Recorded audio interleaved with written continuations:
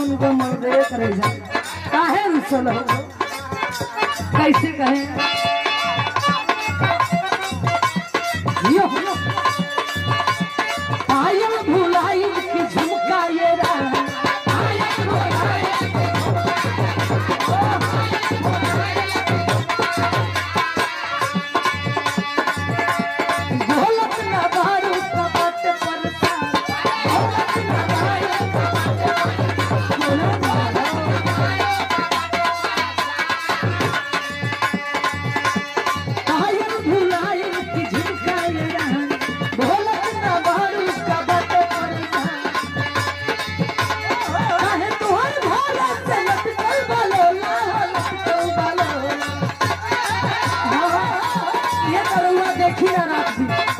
हमारा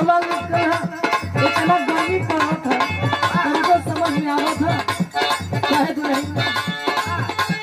चाहे तुम्हारे भोला से लटकल बालो लाहो लटकल बालो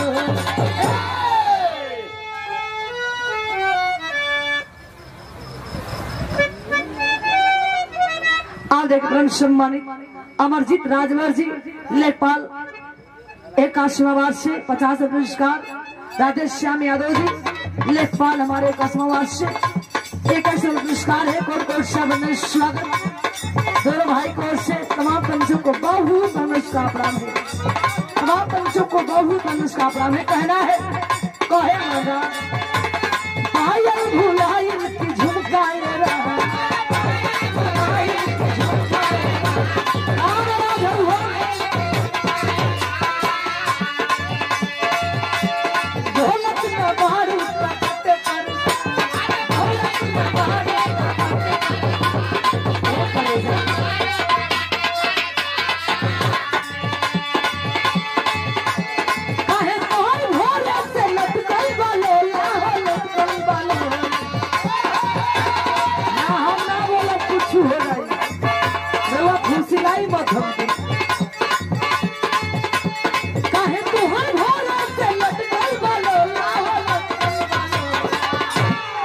कहे